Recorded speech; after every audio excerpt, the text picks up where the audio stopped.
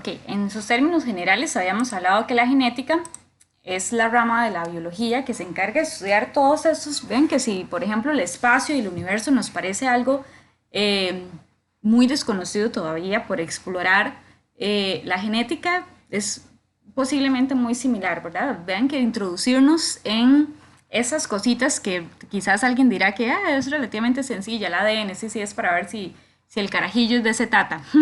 Bueno, no, en realidad la genética conlleva muchísimo más. En realidad usualmente hablamos del ADN solamente o para inculpar a algún mafioso o algún asesino de alguna torta que se jaló o para determinar la paternidad. Pero en realidad la genética es muchísimo, es muchísimo. Hace algunos años cuando podía ver televisión me llamaba mucho la atención y me parecía muy triste un programa, ya no me acuerdo si en qué canal era que lo daban, en Home and Health o en qué canal, un programa que trataba de enfermedades raras y cuando se habla de enfermedades raras son enfermedades que son muy poco comunes, en realidad en la población mundial podrían haber apenas 50, por ejemplo, personas y a lo largo de la historia relativamente también muy pocas personas y que son enfermedades genéticas que se dan específicamente en algún gen y que codifican para una enfermedad sumamente complicada, en especial porque dificulta mucho la calidad de vida de la persona y posiblemente la persona va a morir entonces muy joven, que es parte de lo que vamos a estudiar ahora con las mutaciones. Y por el asunto de que son enfermedades muy poco comunes, entonces pues no hay suficientes médicos o genetistas estudiando para que esas enfermedades se descubran qué es lo que sucede, cómo es que funciona, cómo tal vez se podría evitar o se podría ayudar a que tenga una mejor calidad de vida. En fin, es muy complejo. A diferencia, por ejemplo, ahorita con lo que estamos viendo del COVID, que es una enfermedad que altera el mundo en su totalidad, entonces hay muchísimos países, hay muchísimos gobiernos aportando dinero a investigación para efectos del COVID y entonces tenemos los efectos de, por ejemplo, la creación de la vacuna en cuestión de un año o menos, muchísimo conocimiento que se ha generado en muy poco tiempo. ¿Por qué? Bueno, porque hay gente invirtiendo en eso, ¿verdad? Entonces, tristemente esas enfermedades, que es lo que eso más me causaba tristeza, quizás porque soy mamá y entonces no me imagino la angustia de esas personas, de esos padres con sus hijos con una enfermedad rarísima, una enfermedad que altera por completo la calidad de vida de su hijo y saber que no, o más bien no saber cómo poder ayudarlo, ¿verdad? Y que casi que nadie los querría ayudar porque pues no hay dinero, no hay investigaciones, no se conoce nada. Realmente es muy, muy complejo. Entonces más adelante vamos a estudiar un poco acerca de este tema de las mutaciones, que yo creo que es uno de los temas que me parecen más tristes, estudiar de la genética. Pero bueno, de momento vamos a ver la parte bonita, la parte feliz. Vamos a ver entonces que la genética es todo un mundo en nuestro interior y no solamente en el interior, sino que en cada una de nuestras células, específicamente en el núcleo. Entonces vamos a tratar, se convierte un poco complejo porque es algo que nosotros no podemos observar, es algo que posiblemente, a pesar de que muchos microscopios ya en la actualidad pueden observar las células y pueden observar sus estructuras, todavía en el núcleo específicamente esas funciones solamente, como se veía ahí en el video, son modelos creados a través de una computadora porque no se pueden visualizar. Entonces eso a veces se nos hace un poco abstracto y que las palabrillas que utilizan los genetistas no son las más sencillas del mundo, ¿verdad? Entonces vamos a ver si las logramos traducir en términos relativamente sencillos, ¿ok? Entonces vamos a ver, bueno, por ahí ya teníamos el concepto de la genética desde que habíamos introducido el tema. Recordemos que la importancia de la genética y el estudiar la genética, ¿por qué resulta tan importante? Es porque la información que tiene mamá y la información que tiene papá se traduce en cada uno de nosotros, pero no de una forma exacta, ¿verdad? No de una copia exacta, sino que se acomoda de una forma diferente, de manera que no importa si nosotros en la familia somos 15 hermanos, los 15 hermanos somos sumamente diferentes, ¿verdad? Obviamente tenemos rasgos parecidos a papá o a mamá, pero todos somos exactamente con características muy particulares, ¿verdad? Y que si llegáramos a estudiar un poco el tema de evolución, vemos cuál es la importancia de esa variabilidad en cada uno de los seres vivos en una especie. Entre más variada sea una especie, mayor posibilidades tiene de sobrevivir. Y lo explicábamos que si, por ejemplo, ahora con esto del virus del COVID, afectar a las personas que tienen corazón, obviamente ya la especie humana no existiría, ¿verdad? Porque pues todos tenemos corazón.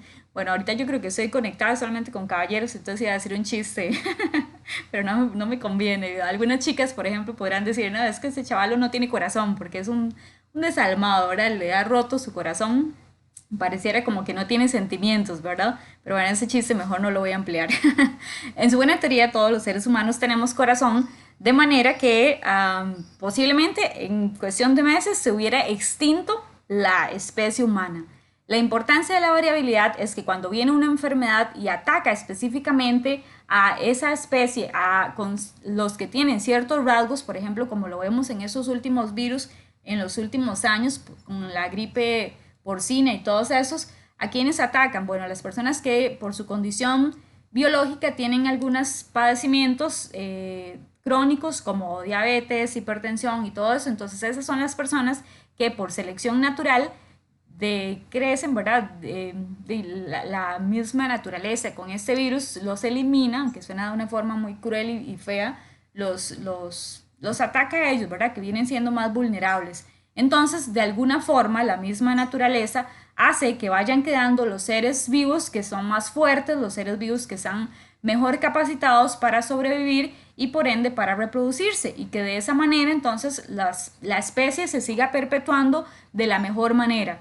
Por ejemplo, si en este momento atacara a todas las personas un virus que no tenemos síndrome de Down, por ejemplo, imagínense que se acabaría no sé cuánto porcentaje de la especie humana y si se quedan solamente las personas que tienen esta mutación del síndrome de Down, pues obviamente ellos se van a seguir reproduciendo, va a seguir perpetuándose la especie humana, pero con esa complicada condición, ¿verdad? Que lo que es la trisonomía en el par 21. Entonces, en este caso, pues no es como que lo que la naturaleza pretende, ¿verdad? La naturaleza busca por la selección natural, que es una variable de la evolución, busca que la especie se perpetúe, pero con los mejores rasgos, los rasgos que la hacen más fuerte, más rápida, más inteligente, mejor adaptada, como veíamos en el tema de la introducción de este año en biología, que tenga las mejores adaptaciones para que logra subsistir en un ecosistema y que no se extinga, que eso es lo que busca técnicamente siempre la biología,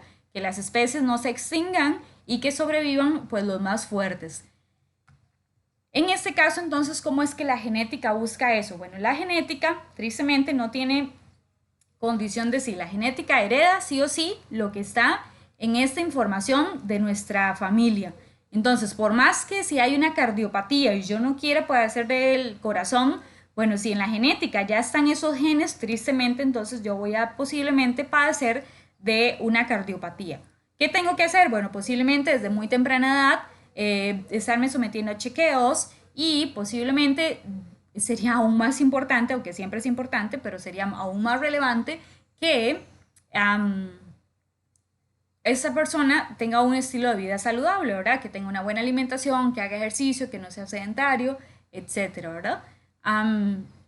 Tristemente, entonces, la herencia nos va a transmitir siempre toda la información que viene ahí desde papá y desde mamá desde muchísimos años atrás, ¿verdad? Y eso se puede transmitir o transferir en información importante, información como de que, por ejemplo, las personas ahí, no sé, si para nosotros nos resulta importante la estatura y que todos los de esa familia son altos, bueno, se va a transferir ese gen que resulta beneficioso. En especial porque cuando tenemos que alcanzar algo de un gabinete que está arriba es difícil si no somos de una familia relativamente alta, ¿verdad? Sin embargo, todos esos rasgos que tanto pueden ser beneficiosos como los que no, pueden heredarse sí o sí a través de esta bendita moleculita que se llama ADN. Entonces ahorita nos vamos a centrar en cómo es que funciona esta molécula de ADN, cómo funciona la molécula de ARN y qué es lo que ellas hacen, que es traducir lo que estaba en ese video, ¿ok? Entonces vamos a centrarnos por aquí, viene un poco la información del desarrollo histórico de la genética. Vamos a mencionarla rápidamente porque, como les decía antes, eso es súper amplio, ¿verdad? Han habido muchísimos aportes en el estudio de la genética desde hace varios años, pero el programa de estudios de biología se centra en algunos específicos, entonces vamos a tratar de darle énfasis solamente a esos porque yo sé que ustedes tienen que estudiar un montón de información. Entonces, bueno, por aquí, desde el 1866, ese señor Gregor Mendel, que ahí estuvimos trabajando con sus aportes en los cruces genéticos de herencia mendeliana, justamente con sus leyes, estuvimos trabajando con el producto de lo que él ya estableció hace muchísimos años. Un señor increíble con un montón, él es matemático, físico, químico, bueno, no me acuerdo, tiene un montón de ramas ahí, un señor es carguísima ese señor, de verdad. Por eso es considerado el padre de la genética, porque logró establecer, imagínense, en esos años, logró establecer a punta de plantitas, de guisantes, que son como un tipo de frijolito, todas las leyes de la genética. Es que ya cuando se llega a una ley, de verdad que es súper importante en la ciencia. Um, Luego por ahí estuvo Nettie Stieves, que este es uno de los que ustedes tienen que estudiar. En el 1900 él describió cómo se comportan los cromosomas sexuales y cómo es su comportamiento. Y que nosotros también ya lo estudiamos, ¿verdad? Que tristemente muchas de esas cromosomas sexuales, el X y el Y, codifican para enfermedades específicas, como lo hicimos en los cruces de herencia ligada al sexo, ¿verdad?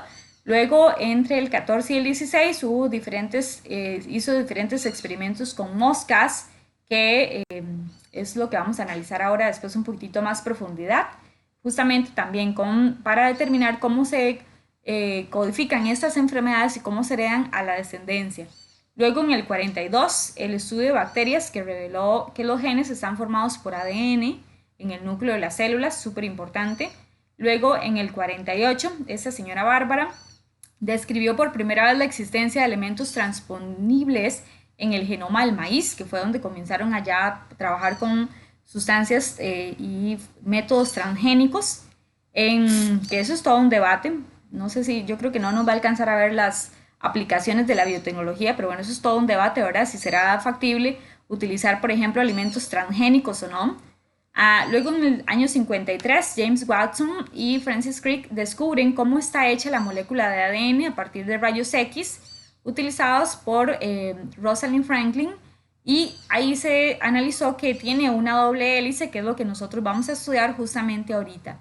Luego, en los años 70, los científicos descubren cómo cortar y pegar fragmentos de ADN. Imagínense, eso es todo, bueno, es increíble. A mí me causa una admiración tremenda cómo en la ingeniería genética logran, a partir de una cadena de ADN, cortar pedacitos y lograr pegar el resto de la hélice de ADN. Estamos hablando de algo sumamente pequeño, como decíamos antes, algo sumamente que ni siquiera se puede visualizar a simple vista, ¿verdad? Y ellos logran manipular ese ADN, ¿verdad? Es un avance increíble, que quizás en muchos años, ojalá y se pudiera entonces que a partir de esas aplicaciones lograr eliminar esos genes que transfieren enfermedades, y que entonces inclusive se habla que el cáncer, tal vez podría haber algún gen que está especificado en la traducción del cáncer y el padecimiento del cáncer. Entonces esperamos y que ojalá, más bien si de aquí, de esta clase, logra salir algún genetista, de verdad sería genial que pudiesen analizar si realmente, quizás con los avances en la tecnología en el futuro, si por ejemplo una enfermedad como esta del cáncer, que causa tantos estragos en la especie humana en estos momentos y en las familias, porque es que el padecimiento del cáncer, no sé si alguno de ustedes ha tenido esta terrible experiencia, bueno, es devastadora, ¿verdad? Entonces, ojalá en algún momento se lograra llegar a erradicar esto, ¿verdad? En los años 80 ya los científicos empiezan a identificar genes que causan enfermedades concretas, como lo estaba mencionando ahorita del cáncer, y en el año 90 empieza a formalizarse formalmente el proyecto del genoma humano. Ya vamos a ver qué es el genoma humano. Y ya en los años 80, ya aquí nos estamos acercando a la actualidad, dice que los científicos empiezan a identificar genes que causan enfermedades, bueno, es lo que leí hace un ratito. En el 90, con el genoma humano, ya vamos a ver la importancia que tiene este proyecto del genoma humano, es sumamente importante. Y en el 96, me imagino que ya han escuchado hablar acerca de la ovejita Dolly, ¿verdad? Que fue el primer mamífero clonado por la ciencia o la genética que nosotros conozcamos. Por ahí hay algunas teorías conspiracionistas que hablan de que podría ser que haya muchísimo más experimentaciones y que simplemente nosotros no lo sabemos, ¿verdad? Y bueno, quién sabe. Y en el 2003 se completó la secuencia del genoma humano, que eso es un avance súper increíble. Vamos a ver entonces qué es todo esto que los genetistas han estado descubriendo. Bueno, vamos a ver que con los ácidos nucleicos vamos a recordar en una célula, hubiera puesto aquí un dibujito de una célula, en una célula vamos a tener que en el núcleo específicamente encontramos a los ácidos nucleicos y por eso es que se les llamó con ese nombre, justamente ácidos nucleicos hacen referencia ácido porque en su composición de la molécula orgánica de los ácidos nucleicos está clasificada como un ácido y se les llama nucleicos porque están ubicados o fueron encontrados por primera vez en el núcleo de las células, de ahí deriva su nombre. Vamos a analizar brevemente que hay 4 biomoléculas que conforman nuestras células y por ende nuestro cuerpo humano y esas 4 biomoléculas son los carbohidratos, los lípidos, las proteínas y los ácidos nucleicos. Este era un tema de hecho que se estudiaba antes, estaba incluido en el programa de estudios de biología y ahora lo eliminaron. Entonces vamos a describirlo solamente rápidamente para que ustedes vean qué son las proteínas y los ácidos nucleicos. En este caso, los carbohidratos y los lípidos principalmente, bueno, tienen muchísimas funciones, pero entre sus funciones básicas e importantes está el ser energético. Por ejemplo, si ahorita fueran las 11 de la noche y ustedes estuviesen ahí todavía estudiando, tratando de escuchar esos videos de Sisi súper aburridos y súper enredados, el cuerpo usualmente ¿qué nos pide cuando nosotros estamos muy cansados y estamos todavía necesitamos seguir haciendo alguna función, por ejemplo, estudiar o hacer algún trabajo?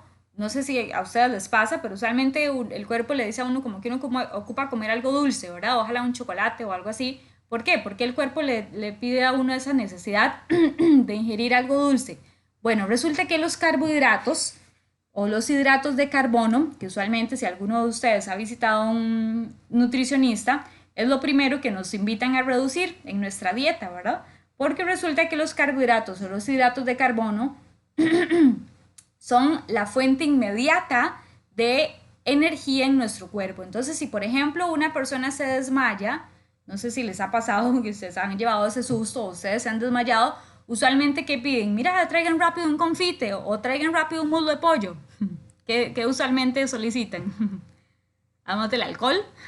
Por ejemplo, algunas personas que se descomponen o algo así porque de pronto no han desayunado y ya es la 1 de la tarde, usualmente piden algo dulce, ¿verdad? Un confite o algo y no un muslo de pollo. ¿Por qué? Porque el confite es un azúcar, es un carbohidrato. Los carbohidratos vienen siendo los azúcares que el cuerpo obtiene esa energía de forma inmediata. Es una energía que el cuerpo usa en forma inmediata. Entonces vamos a ver que existen azúcares en prácticamente todos los alimentos que nosotros consumimos, como las frutas, las verduras, que por ejemplo en el caso de las frutas se llama fructosa, el azúcar de la leche se llama lactosa, y así sucesivamente el almidón que se encuentra en algunas de los tubérculos. Todos esos carbohidratos lo que hacen es brindar energía inmediata al cuerpo. El detalle en nuestra dieta, especialmente la dieta tica, donde nuestro platillo principal en el desayuno es un plato de gallo pinto con ojalá una tajada de plátano y de pronto ahí, no sé, bueno, un puré o no sé, más el huevo, ¿verdad? Que el huevo viene siendo proteína, ya vamos a ver qué es eso. Todos esos carbohidratos, si nosotros tenemos una dieta muy rica en carbohidratos y no practicamos muchísimo deporte o no gastamos esa energía inmediata, entonces el detalle de los carbohidratos es que se comienzan a almacenar en nuestro cuerpo. Entonces comenzamos con ese montón de llantitas por ahí y por allá y los carbohidratos, como son azúcares, también pueden alterar la cantidad de azúcar en nuestra sangre y entonces ahí es cuando las personas comienzan a padecer, por ejemplo, de diabetes. Entonces realmente es súper importante considerar o consumir de forma adecuada la cantidad de carbohidratos en nuestra dieta, ¿verdad? En especial, por ejemplo, también en el almuerzo, que es el típico casado aquí en Costa Rica, un plato de arroz, que son puros carbohidratos, frijoles, un puré, un pedazo de plátano, y por ahí tal vez una cucharadita de ensalada, ¿verdad?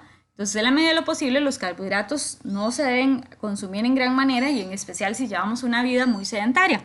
Luego están los lípidos, que los lípidos vienen siendo las moléculas principales, que son los grasos, son los ácidos grasos en nuestro cuerpo, el glicerol y los glúcidos, que lo que hacen es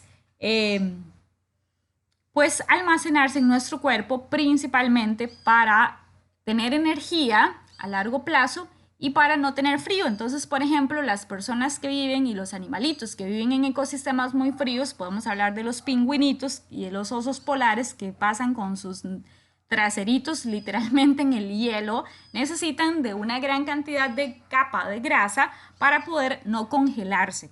En el caso de nosotros no vivimos en lugares fríos, ¿verdad? Así que les puedo asegurar que pueden sobrevivir sin esa capa enorme de grasa. Entonces, en la medida de lo posible, podemos disminuir también cuáles son los alimentos ricos en grasa. Bueno, principalmente en el origen vegetal tenemos todos los tipos de aceites y de origen animal tenemos todas las grasas, esa grasa riquísima que le sale a los chicharrones. Bueno, sí, en la medida de lo posible son grasas que no deberíamos consumir en gran cantidad.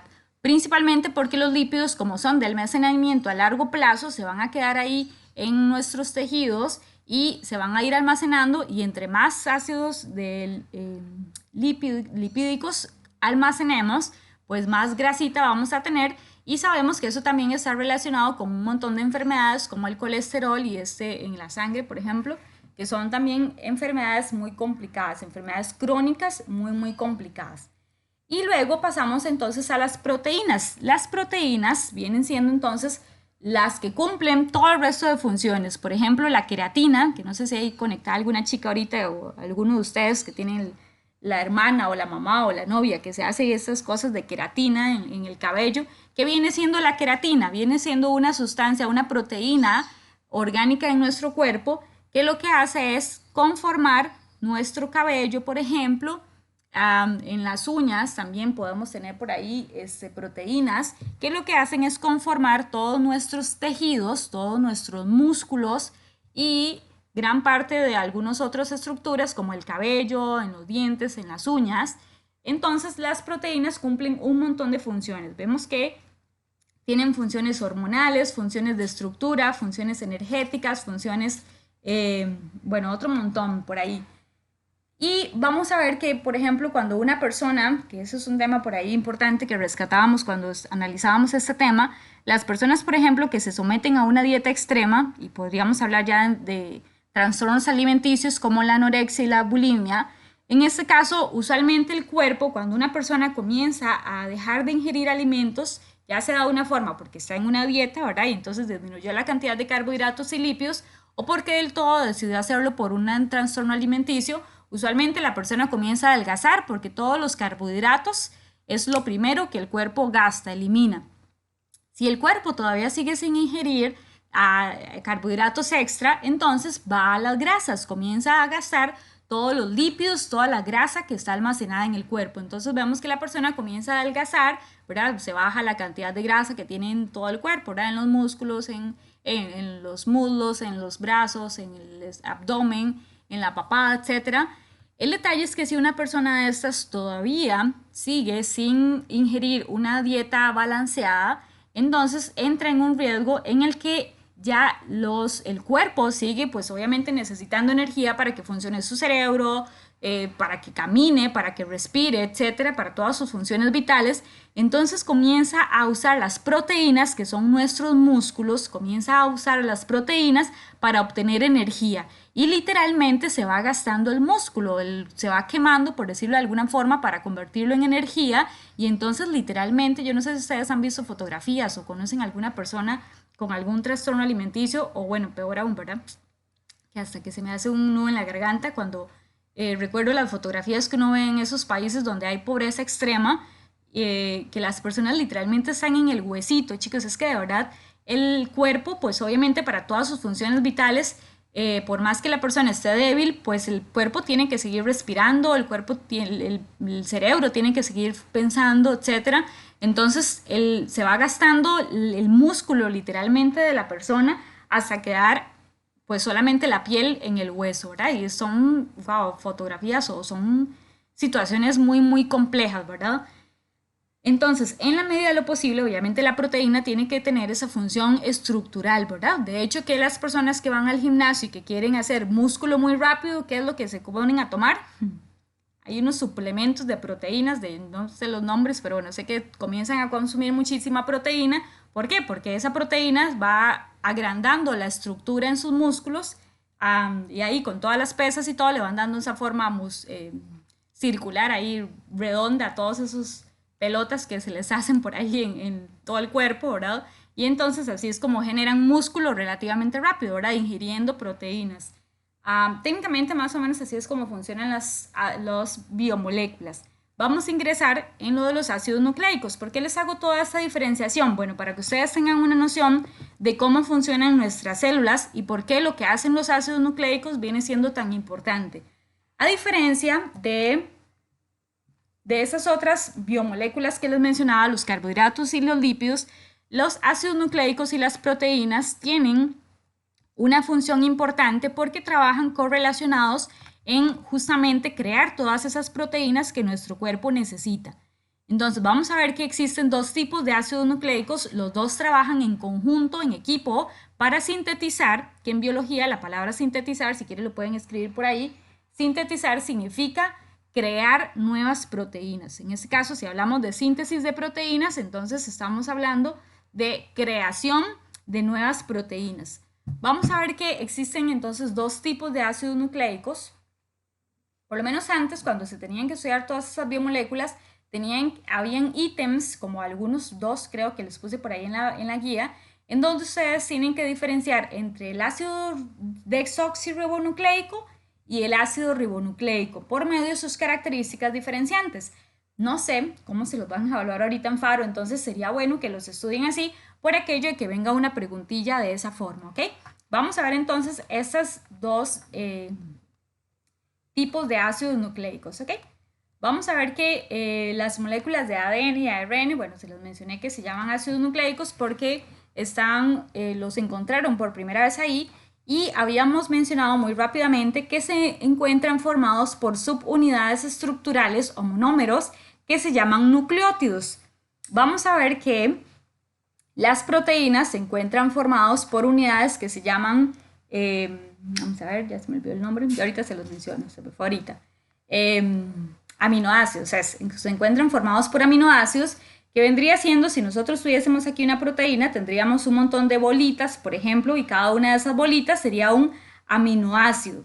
En este caso, cuando hablemos de ácidos nucleicos, vamos a trabajar la palabrita nucleótido. ¿Qué significa un nucleótido? Que es importante que se lo aprendan.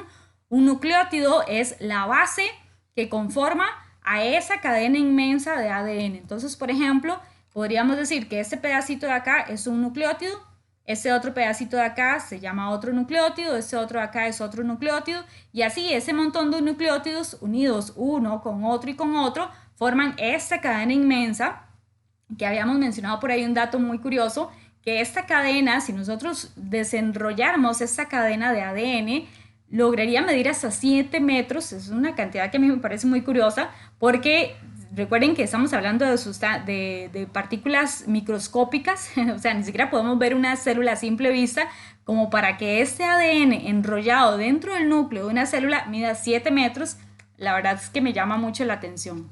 Entonces recordemos que vamos a visualizar primero las características y luego nos devolvemos aquí a estos dibujitos curiosos, ¿ok?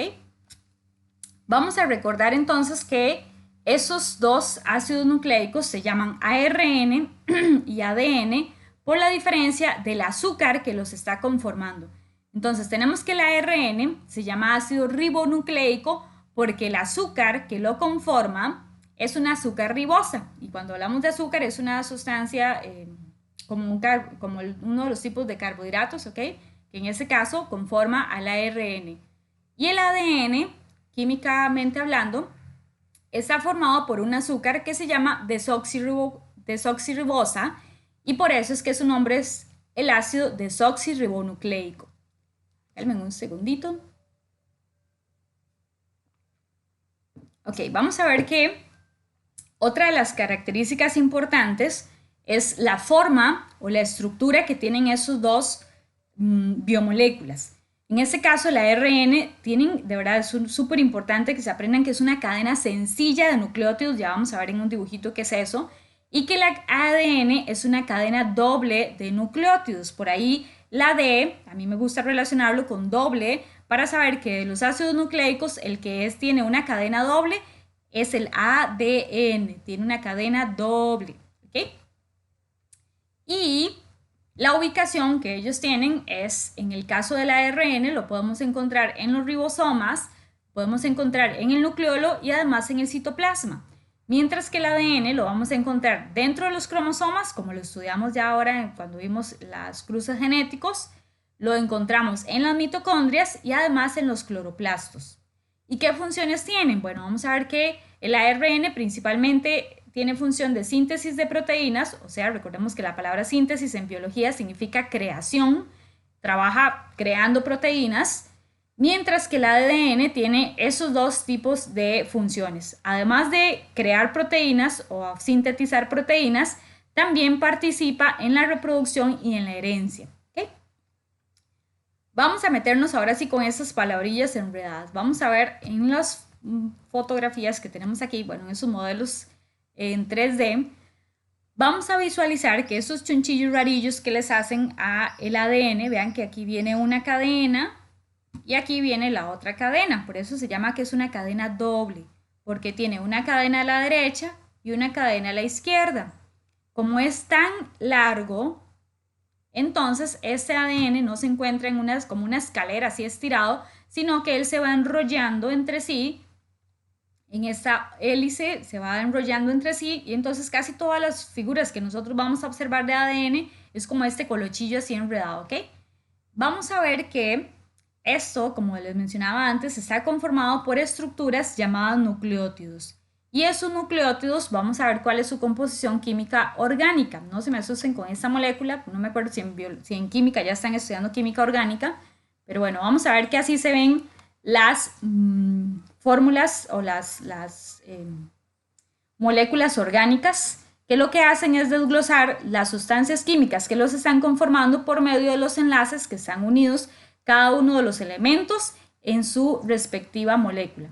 Entonces, por ejemplo, así se ve un grupo fosfato representado en su molécula orgánica, así se ve un azúcar, que puede ser desoxirribosa o ribosa, y vamos a ver que existen 4 tipos de bases nitrogenadas. ¿Qué significan bases nitrogenadas? Bueno, son la otra composición que van a tener nuestros ácidos nucleicos en su composición de los nucleótidos. Vamos a tratar de traducirlo en bueno, así también es otra imagen de cómo representan a cada una de las bases nitrogenadas en su composición molecular.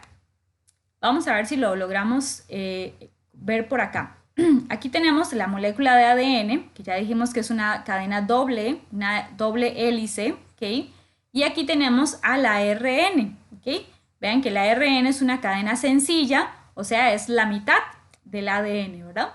Y necesito de verdad, chicos, es súper importante que se aprendan cuanto antes que estas 4 son las bases nitrogenadas del ARN y estas del ADN. Y para así, por ahí, agregarles que eso sea más sencillo, si están ahí tomando nota, entonces pueden agregar en una notita que de las bases nitrogenadas, la característica que es solamente del ARN es el uracilo. Y la que caracteriza al ADN en la base nitrogenadas sería la timina. ¿Por qué? Porque vean que el ARN y el ADN comparten adenina, citosina y guanina, son 3 bases nitrogenadas que están iguales en ellos, y la diferencia sería en el uracilo y sería en la timina. Entonces, por ahí una forma ahí medio ridícula, pero bueno, una forma en la que tal vez les pueda ayudar a aprendérselo, el ARN tiene una R por acá en su nombre. Entonces se pueden aprender que el uracilo, que tiene una R por acá, es la base nitrogenada del ARN, ¿ok? Entonces pueden por ahí tratar de relacionar al uracilo, que no se pronuncia así, pero bueno, es para que recuerden esa R, al uracilo con el ARN. Y a la timina la pueden relacionar, entonces, porque por ahí de pronto tiene una N, la pueden relacionar con el ADN. Pero si se acuerdan que el uracilo es la del ARN, si no es gallo es gallina, ¿verdad? La timina va a ser la base nitrogenada característica del ADN, ¿ok? Entonces, dicho esto, vamos a recordar, ambos ácidos nucleicos tienen adenina, citosina y guanina, que se representan con una A, una C y una G mayúsculas, y el ARN tiene uracilo, que se representa con una U, y el ADN tiene diferenciante a la timina, que se representa con una T. Esta es la base para que ustedes comprendan todo esto de la función de los ácidos nucleicos. Así que si se lo aprenden, van a ver que es relativamente sencillo. Ok, vamos a decir que el nucleótido está conformado por una base nitrogenada, por un azúcar pentosa, que puede ser ribosa o sexribosa, y por el grupo fosfato. ¿Qué significa eso? Bueno, es la composición orgánica y química que tienen esos bichillos, ¿ok? ¿Cómo están codificados? Bueno, vamos a ver que lo más importante aquí para que podamos hacer la práctica es recordar que entonces un nucleótido es un pedacito de esto, ¿verdad? Que está conformado por un azúcar, en este caso desoxirribosa, porque es el ácido desoxirribonucleico, un grupo fosfato, que es una sustancia de química orgánica, una molécula que ayuda a unir al ADN con el azúcar, y tenemos a un par de bases nitrogenadas, ¿ok? Esos parcitos siempre van a estar unidos así. La citosina va a estar unida a la guanina y la adenina va a estar unida a la timina. Vean que ya tienen que haberse aprendido esos nombrecitos para que ahora sí, si no les está hablando en mandarín, ¿verdad? La citosina va a ir con la guanina y la adenina va a estar unida a la timina. Entonces vean que esos colorcitos siempre vamos a tener el celeste o el azul con el verde. Vean que aquí en todas las secuencias que se repiten es verde con azul o azul con verde, verde con azul, azul con verde, porque ellos van cambiando. Aquí tendríamos guanina con citosina, aquí citosina con guanina, aquí guanina con citosina, y así sucesivamente. Es esta cadena de 7 metros de ácido nucleico, repitiendo una guanina con una citosina, después la guanina con la citosina y así sucesivamente. Y en el caso de la adenina, que se une con la timina, de igual forma lo hace así. Entonces, de pronto primero tenemos a la timina con la adenina, luego está la adenina con la timina, luego tenemos otra vez timina con adenina y así se van salteando de una forma u otra hasta hacer esta cadena sumamente larga y extensa, ¿ok? Hasta ahí vamos relativamente claro, sí. Bueno, tienen que recordar por ahí, si pueden hacer ahí, vamos a ver si esto me permite, ya me estoy quedando ronca. Vamos a ver si me permite por aquí escribir. Entonces la citosina, claro, con esta letra, la vamos a unir a la guanina y la adenina la vamos a unir siempre a la timina. Eso es sumamente importante que se lo aprendan, ¿ok? Además de los nombres, saber que la C, que a mí me es relativamente fácil aprendérmelo porque las dos están como gorditas, redonditas, la citosina y la guanina, entonces ellas van juntas, y esas que son como palitos, sí, las formas en las que se aprenden las cosas, ¿verdad? Pero bueno, si a ustedes eso les ayuda, no importa si es medio ridículo, ¿ok?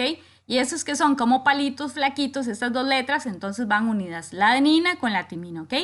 Y en este caso, vamos a irnos al ARN. Como en el ARN no tenemos timina, sino que lo que tenemos es uracilo, entonces de igual forma la citosina se va a unir a la guanina siempre, o podría aparecer en forma inversa, ¿verdad? La guanina con la citosina, y vamos a tener entonces que la adenina se une con el uracilo, ¿ok? Esta va a ser la pareja que van a tener ellos, ¿de acuerdo? En este caso, el ARN es una cadena sencilla de nucleótidos. ¿Qué significa eso? Bueno, pues que no, los nucleótidos están conformados solamente por el azúcar, el grupo fosfato y una de las bases nitrogenadas. ¿Por qué es que el ARN tiene esta función de estar así como una escalera partida a la mitad? ¿Qué función tiene? Bueno, vamos a ver cómo es que ellos juntos en equipo logran sintetizar proteínas con esta estructura que ellos tienen, ¿ok? Entonces, repasemos una última vez. Cada uno de los ácidos nucleicos están conformados por nucleótidos. Un nucleótido va a ser un grupo fosfato con un azúcar, que en este caso sería un azúcar ribosa, porque estamos hablando del ácido ribonucleico, más cada una de las bases nitrogenadas, que en el ARN podrían ser citosina, uracilo, adenina o guanina.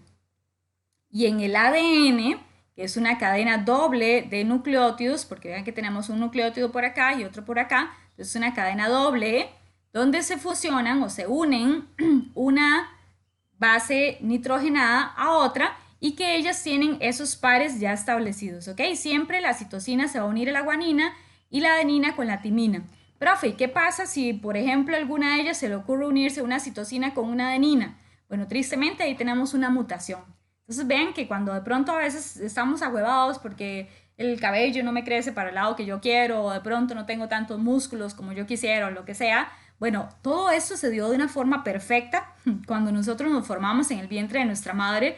Así que yo creo que es digno de agradecer a la vida, y si creen en Dios, de agradecerle a Dios que esta unión de cada uno de las bases nitrogenadas en cada uno de los nucleótidos de todas las cadenas de ADN contenidas en sus 44 cromosomas, y que tengamos los 44 cromosomas que corresponden a la especie humana, eso ya es digno de un milagro, de verdad que vean que más bien en un embarazo, cuando se está formando un bebé y se están uniendo y creando todos esos estructuras, realmente es un milagro que todo salga perfecto. De verdad que por cada bebé que es saludable y que salió bien, de verdad que eso es digno de considerarse un milagro. Vea que un montón de cosas pueden salir mal y podrían codificar para un bebé con una mutación, y en realidad tenemos un montón de bebés que nacen bien, ¿verdad? Y quizás algunas personas ni siquiera agradecen tanto a la vida por este enorme milagro. Entonces, de verdad que es digno de agradecerlo. Um, yo creo que ya casi voy a, bueno, perdón, esta imagen es así repixeleada, pero bueno, es una forma en la que logramos visualizar un nucleótido, ¿verdad? Que está aquí unido el grupo fosfato, el azúcar pentosa y la base nitrogenada, y recordando que el azúcar pentosa podría ser una azúcar de tipo ribosa para el ácido ribonucleico o desoxirribosa para el ácido desoxirribonucleico. Y saber que, bueno, por ejemplo, no les había mencionado que se clasifican como bases nitrogenadas pirimidinas, porque por ahí en el video lo mencionaban, las pirimidinas, que sería la citosina, el uracilo y la timina, y las bases nitrogenadas que se clasifican como purinas sería la adenina y la guanina. Que bueno, ahorita no vamos a entrar más en esos detalles porque creo que en bachillerato no les preguntaban específicamente como cuáles eran las pirinas y las purinas y pirimidinas. Entonces no vamos a entrar ahí en mucho detalle en ese aspecto, ¿ok? Nada más se los voy a mencionar para que ustedes tengan una noción de qué son esas palabritas, ¿ok?